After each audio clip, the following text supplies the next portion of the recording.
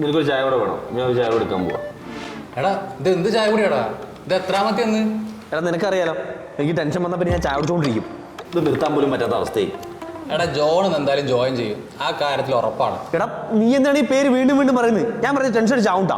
എടാ മോനെ നീ ഇങ്ങനെ പറയില്ലേ എന്നിട്ട് എന്താ കാര്യം? അവൻ എന്തായാലും ഇങ്ങോട്ട് തന്നെയാണ് വരുന്നത്. എന്തായാലും അവനെ നമ്മൾ കാണുകയും വേണം. പിന്നെ എത്ര ദിവസം ഇവിടെ ഉണ്ടാവുമെന്നൊന്നും നമുക്ക് അറിയില്ല. നീ എന്തായാലും നേരിടാ, അല്ലാണ്ട് ഇപ്പം എന്താ ചെയ്യുക? എടാ ഞാൻ ലോങ് ലീവ് എടുത്താലും ആയിരിക്കാം. ഓ ലോങ് ലീവ് പോയി. എടാ ഇത് ഗവൺമെൻറ് ഓഫീസൊന്നുമല്ല നിനക്ക് ഇങ്ങനെ തോന്നുമ്പോൾ ലീവ് എടുക്കാൻ വേണ്ടിയിട്ട്. ഇനിയിപ്പോൾ നീ ഇവിടെ ലോങ് ലീവ് എടുത്തെന്ന് വെച്ചോ, ഇവിടുത്തെ പണിയും കൂടി പോയി കിട്ടും. അതാണ് നല്ലത്. പണി പോയാലും കുഴപ്പമില്ല. പണി പോയിട്ട് നിന്റെ അടുത്ത പ്ലാൻ എന്താ? എടാ ഒരു റീസൺ ഇല്ലാണ്ടേ ഇവിടെ നിന്ന് ഇറങ്ങിക്കഴിഞ്ഞാൽ പുറത്തൊരു പണി കിട്ടും നീ വിചാരിക്കണ്ട കേട്ടോ. ഞാനേ നാട്ടിൽ പോയിട്ട് വല്ല കൃഷി ചെയ്തിരിക്കും. നീ വലിയ ഏഴപ്പുന്ന തരകനല്ലേ? 3 ഏക്കർ സ്ഥലം ഉണ്ടോ എനിക്ക് നാട്ടിൽ? ആ കൂടെ 3 സെൻറ്റ് സ്ഥലവും അതിലൊരു വീടല്ലേ ഉള്ളൂ. തെങ്ങ് പോയി ഒരു തെങ്ങ് കുറ്റി പോലും ഇല്ല. അപ്പോഴാണ് കൃഷി. നീ എനിക്ക് എന്തിനാണ് നിരുത്സാഹപ്പെടുത്തുന്നത്? നീ വല്ല ഐഡിയ ഉണ്ടെങ്കിൽ പറ. ഓരോ ക്രൈസിസ് വരുമ്പോൾ ഓരോ സൊല്യൂഷൻസ് എൻ്റെ തലയിൽ വന്നിരുന്നെങ്കിൽ എത്ര നല്ലതായിരുന്നു. എന്നിരുന്നാലും ഇതിനൊരു മാർഗം എൻ്റെ കയ്യിലില്ലേ. വരുന്നിടത്ത് വെച്ച് കാണാം, അല്ലാതെ ചാകാനൊന്നും പറ്റൂലല്ലോ. ഓ നിങ്ങൾ രണ്ടുപേരും ഇവിടെ ഇരിക്കുവായിരുന്നു, ഞാൻ അവിടെയൊക്കെ നോക്കി. ഇതിന് മാത്രം നോക്കാൻ ഇവിടെ അതിമാത്രം സ്ഥലമൊന്നും ഇല്ലല്ലോ. ആ കൂടെ ഉള്ള ഒരു കഫറ്റീരിയും വർക്ക് സ്പേസും വാഷ്റൂം എല്ലാം ഉള്ളൂ. ഈ പറഞ്ഞ സ്ഥലങ്ങളൊക്കെ തന്നെ നോക്കി എന്നാ ഞാൻ ഉദ്ദേശിച്ചത്. എന്താ മായ, എന്താ വിശേഷിച്ച്? സാർ ഇങ്ങനെ വിളിച്ചിട്ടുണ്ട്. എന്തിന്? അതെന്തിനാന്ന് ചെന്ന് നോക്കിയാലല്ലേ അറിയൂ. അല്ല സാർ എന്തെങ്കിലും സൂചനയായിട്ട് പറഞ്ഞിരുന്നു? അതെ, കൃഷ്ണ സാറിന്റെ മനസ്സ് വായിക്കലല്ല എന്റെ ജോലി. പിന്നെ നിങ്ങൾക്ക് രണ്ടുപേർക്ക് എന്തെങ്കിലും അറിയാനുണ്ടെന്നുണ്ടെങ്കിൽ അതൊന്ന് നേരിട്ട് പോയി ചോദിച്ചോ. എനിക്ക് ഇഷ്ടംപോലെ പണിയുണ്ട്. ശരി. എടാ എന്നാൽ അത് എന്തായിരിക്കും? എനിക്കറിയാൻ പാടില്ല. എന്നാ നീ വന്നേ, മുമ്പ് പോയി നോക്കാം. ഞാനില്ല, നീ വേണേ പോ. നീ ഇങ്ങോട്ട് വന്നേ, വാ പോയി നോക്കാം. എണീക്കണം കൊണ്ട്.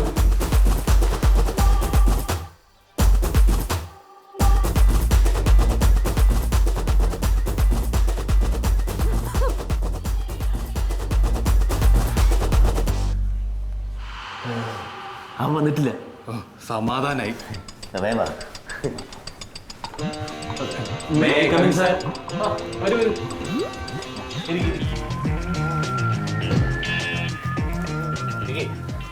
ഞാൻ നിങ്ങളെ രണ്ടുപേരും വിളിപ്പിച്ചെന്തിനാണെന്ന് മനസ്സിലായോ? റിപ്പോർട്ട് സബ്മിറ്റ് ചെയ്തതിനെ പറ്റി ചോദിക്കുകയാണെങ്കിൽ സാർ ഇന്നലെ വൈകുന്നേരം തന്നെ ഞാൻ സബ്മിറ്റ് ചെയ്തത്. അതുപോലെ തന്നെ GRF ഗ്രൂപ്പിന് അടുത്ത ആഴ്ച കൊടുക്കാൻ വെച്ച കൊട്ടേഷൻ ഉണ്ടല്ലോ, അത് ഇന്നലെ തന്നെ ഞാൻ കൊടുത്തു സാർ.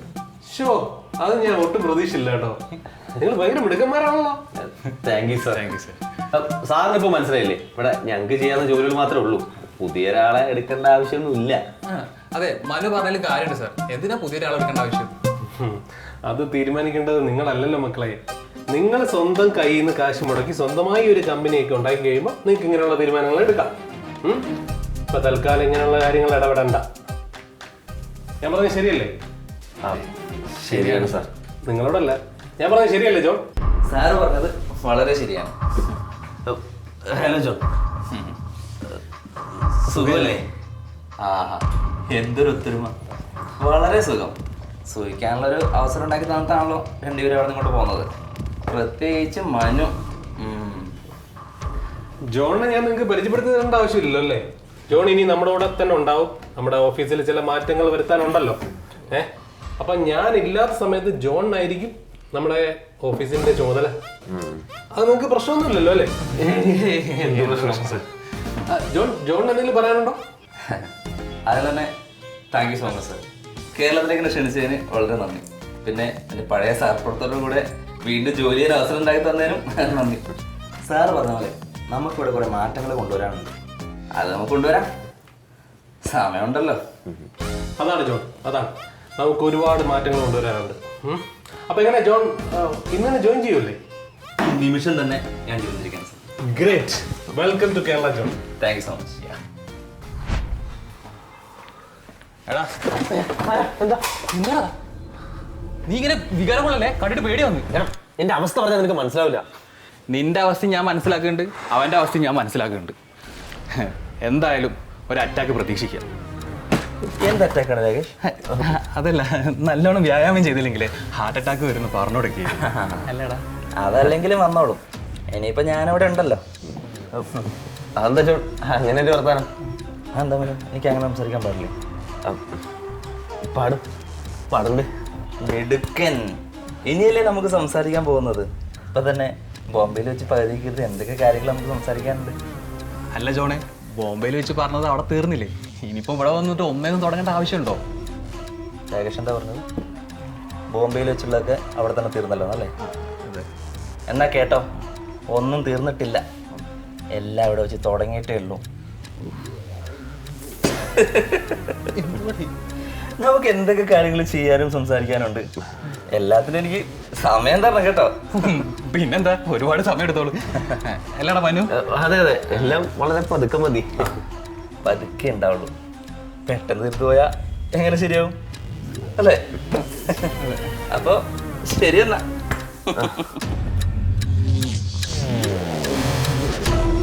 എടാ, അവനൊന്നും മറന്നിട്ടില്ല കേട്ടോ. എല്ലാം അവൻ മറക്കാൻ വേണ്ടിയിട്ട് ഉള്ളതൊന്നും അല്ലല്ലോ നമ്മളവിടെ ചെയ്തു കൊടുത്തിട്ടുള്ളത്. നമ്മളോ? നീ?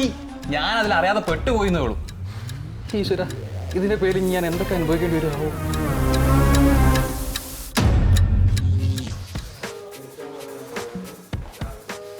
എടാ, എന്താ നിന്റെ കുഴപ്പം? നിന്റെ ഭാര്യ പ്രസവിക്കാൻ കിടക്കുന്നുണ്ടാകത്ത്? അല്ല, ഈ നെഗൊക്കെ കടിച്ച് ടെൻഷൻ അടിച്ച് അങ്ങോട്ടും ഇങ്ങോട്ട് നടക്കുന്നത് കൊണ്ട് ചോദിച്ചു പോയതാ. എടാ, എനിക്കൊന്നും എൻ്റെ അവസ്ഥ പറഞ്ഞാൽ മനസ്സിലാവില്ല. എനിക്ക് മനസ്സിലാവുന്നില്ല, അതുകൊണ്ട് തന്നെയാണ് നിന്നോട് ചോദിച്ചത്. എടാ, നിനക്കൊന്നും തോന്നുന്നില്ലേ? എനിക്ക് എന്ത് തോന്നണമെന്നാണ് നീ പറഞ്ഞു വരുന്നത്? എടാ, അവനൊന്നും മറന്നിട്ടില്ല, രണ്ടും കൽപ്പിച്ചിട്ടാണ്. ആ, അതെനിക്ക് മനസ്സിലായി. എന്നിട്ടാണോ നീ ഇങ്ങനെ കൂളായിട്ട് ചില്ലായിട്ട് നിൽക്കുന്നത്? പിന്നെ ഞാനും നിന്നെ പോലെ നഖം കടിച്ച് ടെൻഷൻ അടിച്ച് അങ്ങോട്ടും ഇങ്ങോട്ട് നടക്കാം. നീ എന്നെ ഇങ്ങനെ നോക്കി പേടിപ്പിക്കുന്നു വേണ്ട. ആദ്യം ഈ പ്രശ്നത്തിന് ഒരു പരിഹാരം കണ്ടുപിടിക്കും. അതിനെ പറ്റിയിട്ടാണ് നമ്മളിപ്പോൾ ചിന്തിക്കേണ്ടത്. ആ, ഈ വിഷയത്തിൽ പരിഹാരം കാണാൻ പറ്റുന്നൊന്നും എനിക്ക് തോന്നുന്നില്ല. തോന്നിയാലും ശരി തോന്നിയില്ലെങ്കിലും ശരി, നമ്മൾ ഈ പ്രശ്നത്തിന് ഒരു പരിഹാരം കണ്ടുപിടിച്ചാൽ പറ്റും. ഈ ആവശ്യമില്ലാത്ത ഇതൊക്കെ പൊന്തി വരുന്ന തലയാണല്ലോ നിൻ്റെത്. എന്തേലും വല്ല കുരുട്ട് ബുദ്ധി പൊന്തി വരുന്നെങ്കിൽ ദൈവം ഇതിലൊന്ന് പറഞ്ഞതാ. അങ്ങനെയൊക്കെ ഇപ്പോൾ ചോദിച്ചാൽ ആ, ഒരു ഐഡിയ ഉണ്ട്. നമുക്കേ സമാധാനത്തിൻ്റെ വെള്ളക്കൊടി അങ്ങോട്ട് വീശിയാലോ? വെള്ളക്കൊടി? എടാ, നമുക്ക് അവൻ്റെ അടുത്ത് പോയിട്ട് ഇതുവരെ നടന്നതിനൊക്കെ മാപ്പ് പറയാം. വേണമെങ്കിൽ അവനോട് ചോദിക്കുക എന്തെങ്കിലും പരിഹാരം ചെയ്യണമെന്ന്. അങ്ങനെ ചോദിച്ചാൽ അവൻ പറഞ്ഞു തരും. എടാ, ചോദിക്കേണ്ട ഉത്തരവാദിത്തം നമ്മുടേതാ. പറയണോ വേണ്ട എന്നുള്ള തീരുമാനം അവൻ്റെതാ. ആ, ചോദിക്കാല്ലേ? പിന്നല്ലാതെ ഈ തെക്ക് വടക്ക് നടക്കുന്നതിനെക്കാട്ടും നല്ലത് ചോദിക്കുന്നില്ല അളിയ നല്ലത്. എന്നാ വാ. ആ, നടക്കും. അസ്സലാമു അലൈക്കും. പറയൂ നാസർ ഭായി. ഞാൻ ഇന്ന് രാവിലെ ജോയിൻ ചെയ്തു. അതെ അതെ അതെ, കുഴപ്പമൊന്നുമില്ല. ആ, സ്റ്റേ ഇവിടെ അടുത്തൊരെണ്ണം സെറ്റ് ആക്കിയിട്ടുണ്ട്. എന്തായാലും ഞാൻ കുറച്ച് നാളിവിടെ കാണുമല്ലോ. എടാ, അവൻ പറഞ്ഞു കേട്ടില്ലേ ഇവിടെ കുറച്ച് നാൾ ഉണ്ടാവുന്നു. എടാ, നാളെ മറ്റന്നാളെ പോകാൻ വേണ്ടിയിട്ടല്ലോ മുംബൈയിൽ നിന്ന് കേരളത്തിലേക്ക് വന്നത്. നിനക്ക് എന്തിനാണോ ഇങ്ങോട്ട് കിട്ടിയത്? എടാ, മുംബൈയിൽ നമ്മൾ എന്തിനാ കേരളത്തിലേക്ക് വന്ന്? കമ്പനി പറഞ്ഞിട്ട് നമ്മൾ വന്നു, അതുപോലെ അവനും വന്നു. പിന്നെ വന്നത് നമ്മൾ രണ്ടുപേരും കാലിനായി പോയെന്നേ ഉള്ളൂ. പ്രത്യേകിച്ച് നിൻ്റെ. ഞാനേ തിരിച്ചു വിളിക്കാം. വൈകിട്ടൊന്ന് ഫ്രീ ആയിട്ടൊക്കെ ഞാൻ വിളിക്കാം കേട്ടോ. ഓക്കെ, ശരി ശരി.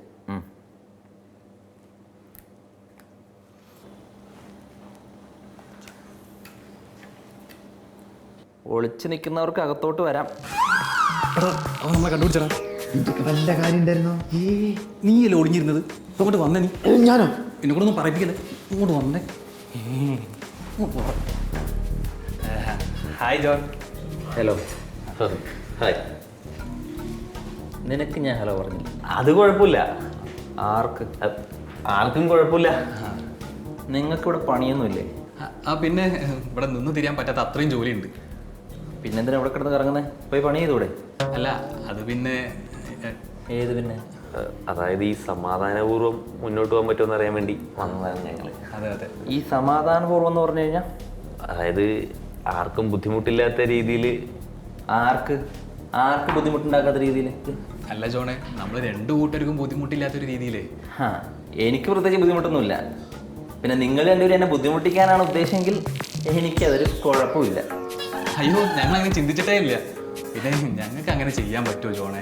അയ്യോ, പാവം കുഞ്ഞുങ്ങൾ, മറ്റുള്ളവരെ ബുദ്ധിമുട്ടിക്കാത്ത രണ്ടുപേര്. നീയൊക്കെ കൂടി എന്നോട് തന്നെ ഇത് പറയണം. ജോൺ, ഞങ്ങൾക്ക് പറ്റിയ തെറ്റ് അന്ന് തന്നെ ഞങ്ങൾ സമ്മതിച്ചാണ്. ഇതിപ്പോൾ നമ്മൾ ഒരുമിച്ച് ഒരു ഓഫീസിൽ വർക്ക് ചെയ്യാൻ തുടങ്ങിയ സ്ഥിതിക്ക് ഇനിയെങ്കിലും അതൊക്കെ മറന്നൂടെ? പറ്റില്ല. ഇതൊന്നും മറന്നങ്ങനെ മുന്നോട്ട് പോകാൻ പറ്റില്ല. ഞാൻ അനുഭവിച്ച വിഷമം, ഞാൻ അനുഭവിച്ച ട്രോമ, അത് നിങ്ങൾ രണ്ടുപേരും അനുഭവിക്കണം. പ്രത്യേകിച്ച് നീ. അപ്പൊ പിന്നെ ഈ കേസിൽ എനിക്കധികം പ്രശ്നം വരില്ലല്ലേ? ആ എടാ, ഒരു ക്രൈം ചെയ്യുമ്പോൾ അത് ചെയ്തവനെ പോലെ തന്നെ കുറ്റക്കാരനാണ്, അത് കണ്ടിട്ടും പ്രതികരിക്കാനാണ് നീ. അപ്പം രണ്ടുപേർക്കും തുല്യ ശിക്ഷ തന്നെ ആയിരിക്കും. അല്ല ജോണെ, എന്ത് പ്രശ്നത്തിനൊരു അവസാനമില്ലേ? അതുപോലെ തന്നെ നമ്മുടെ ഈ പ്രശ്നത്തിന് എന്ത് അവസാനമാണ് ജോണ് കാണുന്നത്? ഞാൻ എന്ത് തുടങ്ങി വെച്ചാലും അതെങ്ങനെ അവസാനിപ്പിക്കണം എന്നതിനെ കുറിച്ചൊരു ധാരണ എനിക്കുണ്ട്. ഈ കാര്യത്തിലും എനിക്കത് വ്യക്തമായിട്ടുണ്ട്. അതുകൊണ്ട് അത് ആലോചിച്ച് രണ്ടുപേരും ടെൻഷൻ അടിക്കണ്ട. ഇത് ജോലി സമയമാണ്. ജോലി സമയത്ത് ജോലി ചെയ്യണം. ബാക്കിയുള്ള കാര്യങ്ങളൊക്കെ നമുക്ക് പിന്നെ സംസാരിക്കാം. കേട്ടല്ലോ?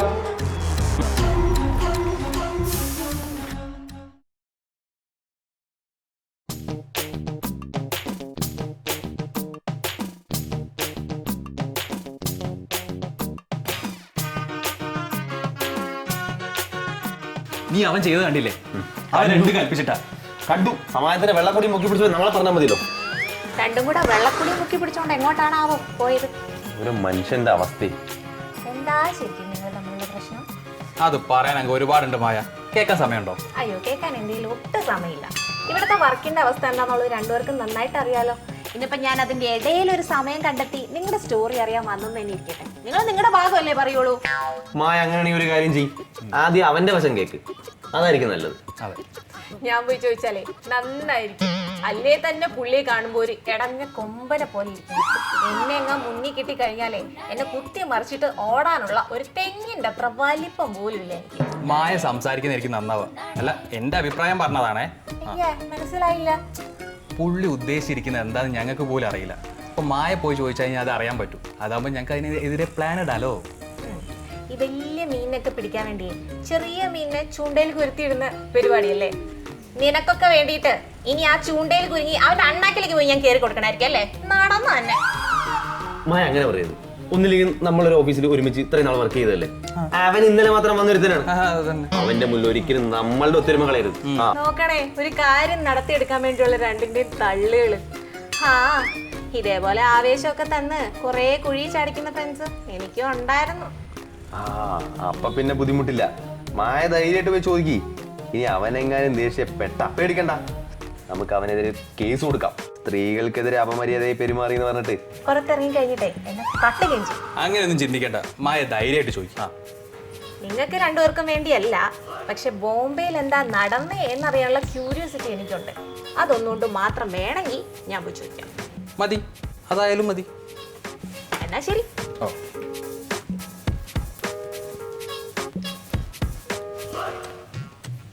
എടാ, കുറെ കാലമായിട്ട് അവൻ മൂടി വെച്ച പലതും ഇന്ന് പുറത്തു വരും. ഉറങ്ങിക്കിടക്കുന്ന ഒരു അഗ്നിപർവ്വത്തെയാണ് നമ്മൾ ഉണർത്താൻ പോകുന്നത്. ഉണരട്ടെ, അത് എന്നായാലും ഉണർന്നല്ലേ പറ്റൂ.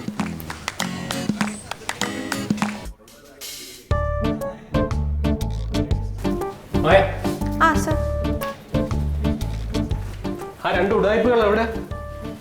രണ്ടാളും അവിടെ തന്നെയുണ്ട് സർ. നന്നായിട്ട് ടെൻഷൻ അടിച്ചിരിക്കുക. ടെൻഷനോ? എന്തിനും ടെൻഷൻ?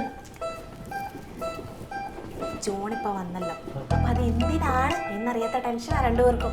ഓ, ടെൻഷൻ അടിക്കട്ടെ, എന്നാലേ കാര്യങ്ങൾക്ക് ഒരു ചൂട് വരും. ശരിയാ സർ, നന്നായിട്ട് ടെൻഷൻ അടിക്കട്ടെ രണ്ടാമത്. അല്ല, മായ എവിടെ പോയിരുന്നു? ഞാൻ നമ്മുടെ ജോണിന്റെ അടുത്ത് വരെ ഒന്ന് പോവായിരുന്നു സർ. ജോണിന്റെ അടുത്ത് എന്തിനു? അല്ല, ഇപ്പം മനുവും രാഗേഷും ജോണും തമ്മിൽ എന്തോ ഒരു പ്രശ്നം ഉണ്ടല്ലോ. അപ്പൊ അത് എന്താണെന്ന് ചോദിച്ചറിയാന്ന് വിചാരിച്ചു. മായ ഓഫീസിൽ വരുന്നത് ജോലി എടുക്കാനാണോ അതോ ബാക്കിയുള്ളവർക്ക് പാസ് ചെയ്യാനാണോ? ജോലി ചെയ്യാനാണ് സർ വരുന്നത്. സത്യമായിട്ടും ജോലി ചെയ്യാനാണ് സർ വരുന്നത്. അങ്ങനെയാണെങ്കിൽ അത് ചെയ്താൽ പോരെ. ഈ ആവശ്യമില്ലാത്ത കാര്യത്തിലൊന്നും തലയിടണ്ട. സർ, ഞാൻ അനാവശ്യമായിട്ടുള്ള കാര്യത്തിൽ ഇടപെടുന്നതല്ല.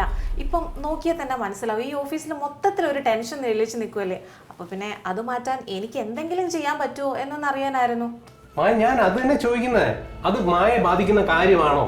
സർ, ഞാൻ സാറിനെ എതിർത്ത് സംസാരിക്കുകയാണെന്ന് ദയവ് ചെയ്ത് വിചാരിക്കരുത്. ഈ ഓഫീസിൽ ആകെപ്പാടെ നമ്മളെല്ലാവരും അടക്കം വിരലിലെണ്ണാവുന്ന സ്റ്റാഫുകൾ മാത്രം ഉള്ളത്. അവർ തന്നെ അങ്ങോട്ടും ഇങ്ങോട്ടും തമ്മിൽ തള്ളാൻ ഇങ്ങനെ നടക്കുമ്പോൾ ഞാൻ ശരിക്കും ഒറ്റപ്പെട്ടു പോകുന്നുണ്ട്. അതെന്റെ വർക്കിനെ നന്നായിട്ട് ബാധിക്കുന്നുണ്ട്. പിന്നെ മാത്രമല്ല, ആ ഒരു റീസൺ കൊണ്ട് മാത്രമാണ് ഞാൻ ജോണിന്റെ വേർഷൻ എന്താണെന്ന് കേൾക്കാൻ തന്നെ തീരുമാനിച്ചത്. മായ, ഇനി ഞാനൊരു സത്യം പറയട്ടെ. മായ, അവര് തമ്മിലുള്ള പ്രശ്നം എന്താണെന്ന് യഥാർത്ഥത്തിൽ എനിക്കറിയില്ല. സാറിനും അറിയില്ല എന്താ വിഷയം? എനിക്കറിയില്ല സത്യമായിട്ടും. ഞാൻ ഡൽഹിയിൽ മീറ്റിങ്ങിന് പോയപ്പോഴാണ് ജോണിനെ പരിചയപ്പെടുന്നത്. അപ്പോഴേക്കും ജോൺ ഓൾറെഡി കേരളത്തിലേക്ക് ട്രാൻസ്ഫർ വാങ്ങിയിരുന്നു. സ്വാഭാവികമായിട്ടും ഞാൻ ജോണിനെ ഇങ്ങോട്ട് വെൽക്കം ചെയ്തു. അതിനുശേഷമാണ് ഞാൻ അറിയുന്നത് മുംബൈ ഓഫീസിൽ വെച്ച് ഇവർ തമ്മിൽ എന്തോ ഒരു പ്രശ്നം ഉണ്ടായിട്ടുണ്ടായിരുന്നു. ഇവന്മാരെ വരച്ചവരെ നിർത്താനേ ഇതൊരു അവസരമാക്കിയിട്ട് ഞാൻ കണ്ടു, അത്രേ ഉള്ളൂ. സർ, അങ്ങനെയാണെങ്കിൽ ഇവര് തമ്മിലുള്ള പ്രശ്നം എന്താണെന്ന് നമുക്കൊന്നറിയണ്ടേ? എന്തിന്? അതിന്റെ ആവശ്യം എന്താ? സാറിന് ഈ പ്രശ്നത്തിന്റെ സീരിയസ്നെസ് എന്താണെന്നുള്ളത് തീർച്ചയായിട്ടും അറിയില്ലല്ലോ. പിന്നെ മാത്രമല്ല, ഒന്ന് ആലോചിച്ച് നോക്കിക്കേ, ഇവരെന്തെങ്കിലും ജോണിനെ ചെയ്യോ, ജോൺ എന്തെങ്കിലും തിരിച്ച് ഇവരെ ചെയ്യുകയോ ചെയ്താ ആരായിരിക്കും തൂങ്ങാൻ പോകുന്നത്? ആരായിരിക്കും? സാറായിരിക്കും തൂങ്ങുക. പിന്നല്ലാതെ ഇവര് തമ്മിലുള്ള വിഷയം എന്താണെന്ന് പോലും സാറിനറിയില്ല. അത് പോട്ടെ, ഈ ഓഫീസിൽ വെച്ച് നാളെ ഇവർക്ക് ആർക്കെങ്കിലും എന്തെങ്കിലും സംഭവിച്ചു എന്ന് തന്നെ ഇരിക്കട്ടെ, പുറത്തുള്ളവരെന്താ കരുതുക? പുറത്തല്ല, നമ്മുടെ ഓഫീസിൽ തന്നെ ഉള്ളവരെന്താ വിചാരിക്കുക? എന്ത് വിചാരിക്കാൻ? ഇവര് തമ്മിലുള്ള പ്രശ്നം മനസ്സിലാക്കിയ സാറ് വളരെ ബുദ്ധിപൂർവ്വം പ്ലാൻ ചെയ്ത് ജോണിനെ ഡൽഹിയിൽ നിന്ന് ഇവിടെ എത്തിച്ചു. നമ്മുടെ മനുവിനോടും രാകേഷിനോടുമുള്ള വ്യക്തിവൈരാഗ്യം തീർക്കലായിരുന്നു സാറിന്റെ ലക്ഷ്യം. മായ ചുമ്മാ വായിൽ വരുന്ന ആവശ്യമില്ലാത്ത കാര്യങ്ങൾ വിളിച്ച് പറയരുതേ. സർ, സത്യത്തിന്റെ മുഖം വളരെ വികൃതമായിരിക്കും. അതുകൊണ്ടാണ് ഞാൻ ഈ പറഞ്ഞു തരുന്നത്. ഇവിടെ നടക്കുന്ന വിഷയങ്ങളുടെ ആ പ്രശ്നങ്ങളും കാര്യങ്ങളും എന്താന്നുള്ളതിനെ കുറിച്ച് കൃത്യമായ ധാരണ നമുക്ക് വേണം. അതില്ലെങ്കിലേ വിഷയം കൈവിട്ടു പോകും. പിന്നെ ഇടപെടാ അല്ലേ? ഇടപെടാ സാർ.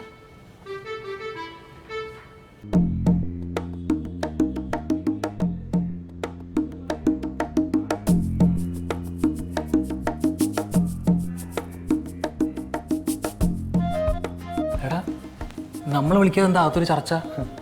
നമ്മളെ വിളിക്കാതുള്ള ചർച്ച കണ്ടപ്പോഴേ എനിക്ക് തോന്നി നമ്മൾ ഒതുക്കാനുള്ള എന്തോ പദ്ധതിയാണ്. എന്നിട്ട് ആ കൂട്ടത്തിൽ മായുണ്ടല്ലോ. അവൾക്കാണ് നമ്മളൊതുക്കാൻ ഏറ്റവും കൂടുതൽ ആഗ്രഹം. അതെന്തിന്? എടാ, അവളുടെ പിറകെ നടന്ന് ശല്യപ്പെടുത്തായിരുന്നില്ല ഇത്രയും നാള്, പ്രത്യേകിച്ച് നീ. ഇപ്പോഴാണെങ്കിൽ ആ ജോണിൻ്റെ അടുത്ത് കാര്യങ്ങളൊക്കെ ചോദിച്ചറിയാൻ വേണ്ടി നമ്മൾ അവൾ ഉപയോഗിക്കുകയും ചെയ്തു. ഈ ഓഫീസിൽ പണിയെടുക്കാൻ സമ്മതിക്കാണ്ട് 24 മണിക്കൂറും നമ്മൾ നമ്മുടേതായിട്ടുള്ള പണികൾ കൊടുത്തുകൊണ്ടിരിക്കില്ലേ? അപ്പോൾ അവർക്ക് സ്വാഭാവികമായിട്ട് നമ്മളോട് ദേഷ്യം കാണില്ലേ? അതൊരു പോയിന്റാ. ആ അല്ല, അപ്പൊ നമ്മൾ ഇനി എന്ത് ചെയ്യണമെന്ന് നീ പറയുന്നത്? എൻ്റെ അഭിപ്രായത്തിൽ പ്രത്യേകിച്ചൊന്നും ചെയ്യണ്ട. കണ്ണാടി റൂമായതുകൊണ്ട് അകത്ത് നടക്കണമെന്ന് കേൾക്കാനും പറ്റുന്നില്ല. അകത്തുനിന്നായാലും പുറത്ത് വന്ന് ചോദിക്കാമെന്ന് വിചാരിച്ചാൽ അതിന് പറ്റിയ ആരും അകത്തില്ല. സോ എന്ത് സോ? നമുക്ക് ഒരു ചായ കുടിക്കാം, അല്ലാണ്ട് പ്രത്യേകിച്ചൊന്നും ചെയ്യാനില്ല. മതിയല്ലേ? അത് മതി.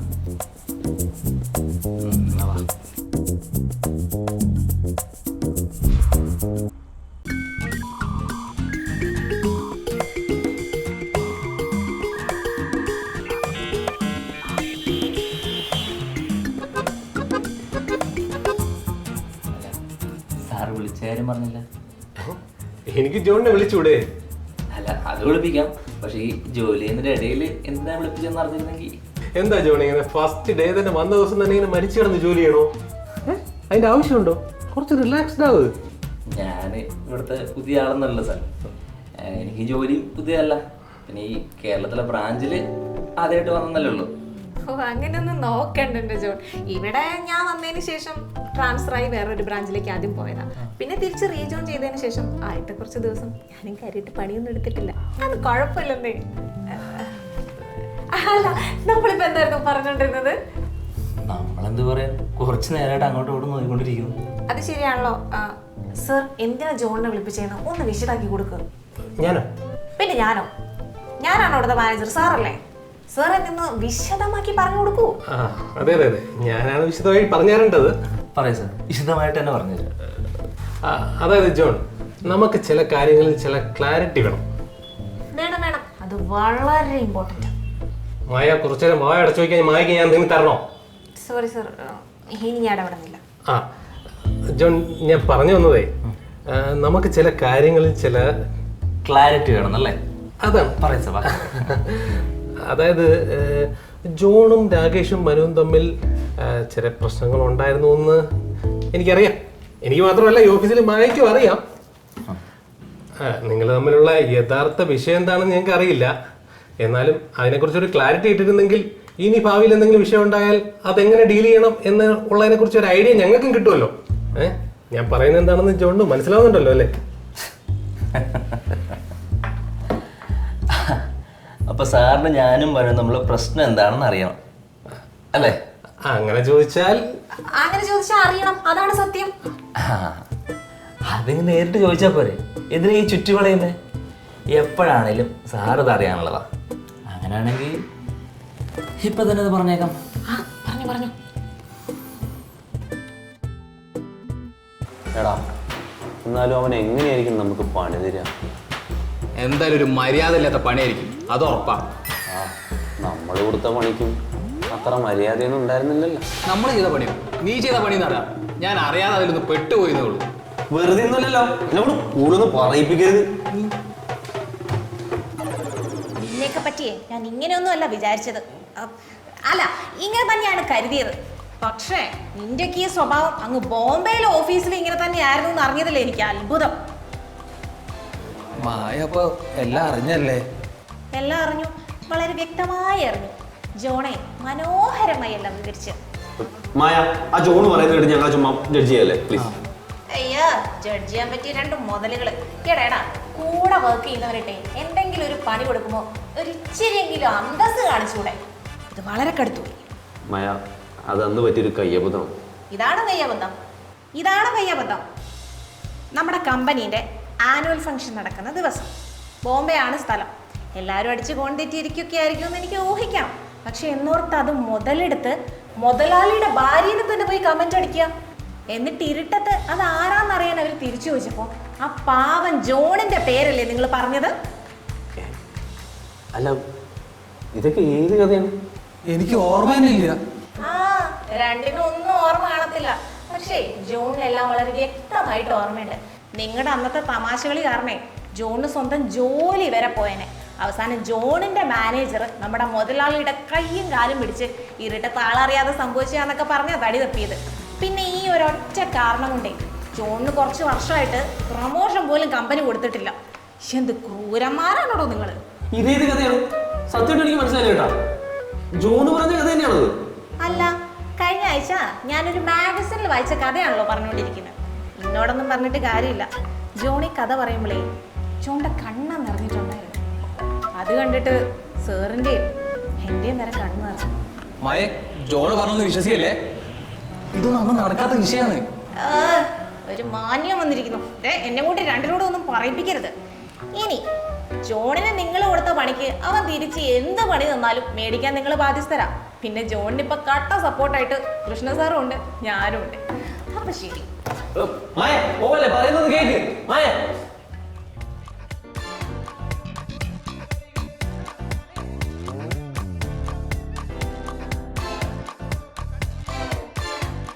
എങ്ങനെയുണ്ട് മക്കളെ ഞാൻ അവരോട് പറഞ്ഞ കഥ?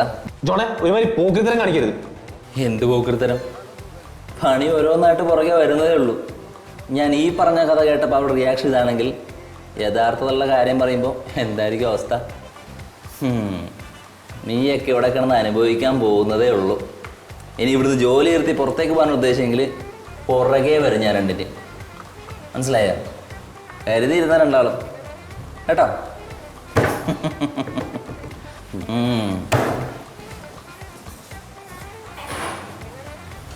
എടാ, അവത് രണ്ടു കൽപ്പിച്ചാണേ.